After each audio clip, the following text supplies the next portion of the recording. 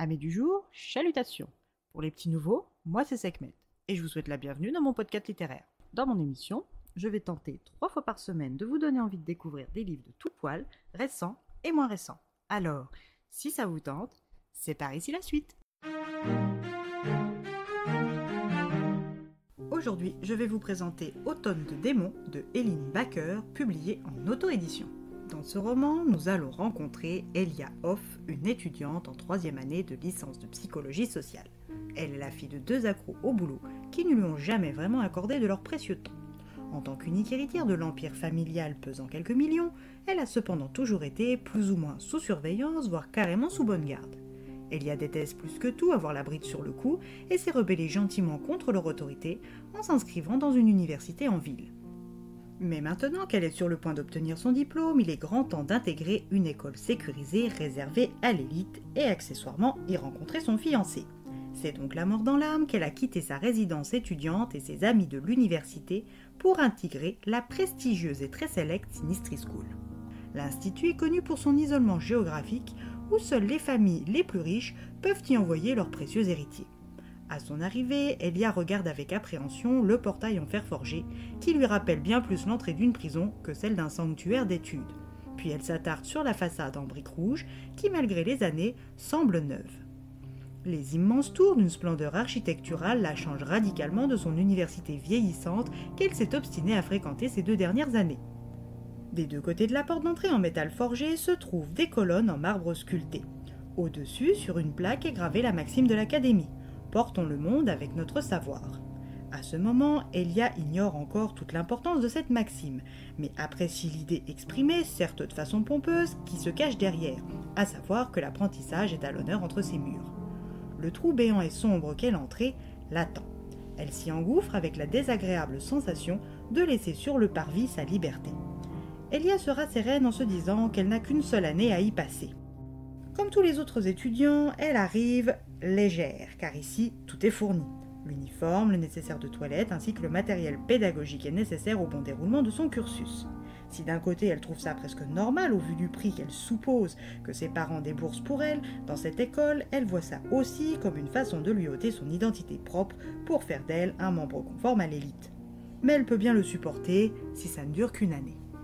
Seule dans l'immensité silencieuse de la Sinistry School, elle commence à avancer à la recherche du bureau de l'administration quand elle se fait interpeller par une étudiante. Cette fille blonde à la chevelure tressée s'appelle Alexandria Gusdorf, mais tout le monde l'appelle Lexi. Elle est étudiante en 3e année et se spécialise en affaires étrangères pour reprendre l'entreprise familiale. En l'observant, Elia constate qu'elle a un visage anguleux avec des pommettes rosies, un nez qui semble trop fin pour le reste de ses traits épais et des yeux bleu azur hypnotisants. Lexi lui dit être son guide pour son arrivée. Elle lui donne la clé de sa chambre, la 363, et celle de son casier assorti. Elle l'emmène ensuite dans les étages et lui laisse découvrir non pas le bureau des admissions, mais une bibliothèque à l'ancienne remplie d'étudiants en pleine beuverie. Sa rencontre avec Craig, le meilleur ami ivre de Lexi, va lui laisser un souvenir impérissable. Après cette première humiliation, Elia tourne des heures dans les couloirs à la recherche de sa chambre. L'année allait être plus longue que prévu. Le lendemain matin, réveil 6 heures, puis petit déjeuner avant de commencer les cours sur les coups de 10 heures. Pas d'ordinateur, pas de polycopier, pas de réseaux sociaux, pas d'internet et encore moins de portable. À cette dernière année de licence, elle est vraiment interminable.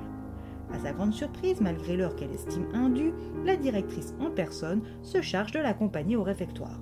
Madame Scylla Irestus, une femme aux traits fins et à la peau hâlée, aux cheveux noirs frisés clairsemés de quelques mèches grises, et qui semble beaucoup plus jeune que l'idée qu'elle a d'une directrice d'établissement.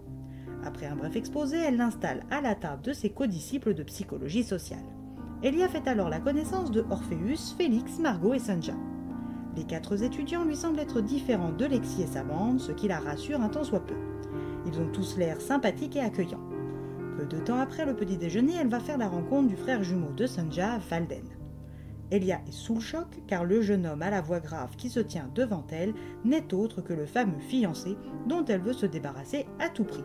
Valden Kazoku, l'héritier de l'empire du transport ferroviaire convoité par ses parents opportunistes.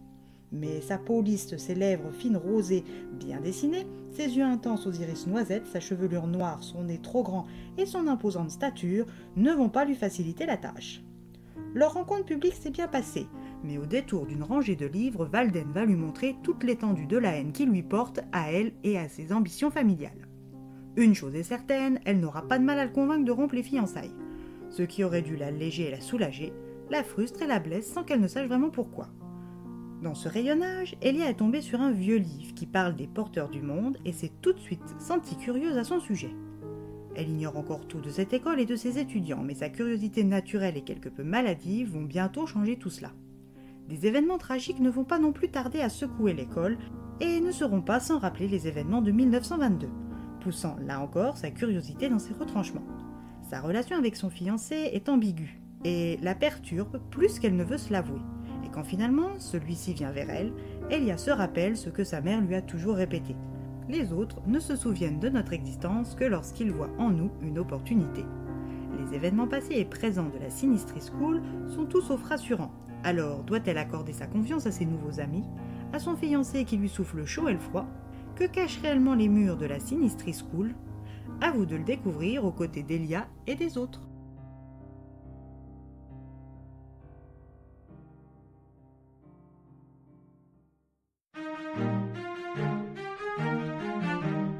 Une belle découverte qui m'a vite attrapée et tenue en haleine. Un Enemies to Lovers sur fond de Dark Academia. En toute franchise, il ne m'a pas manqué grand-chose pour que ce livre soit un véritable coup de cœur. Et bien voilà, j'en ai fini pour aujourd'hui. J'espère que cet épisode vous aura plu et vous aura donné des nouvelles idées de lecture.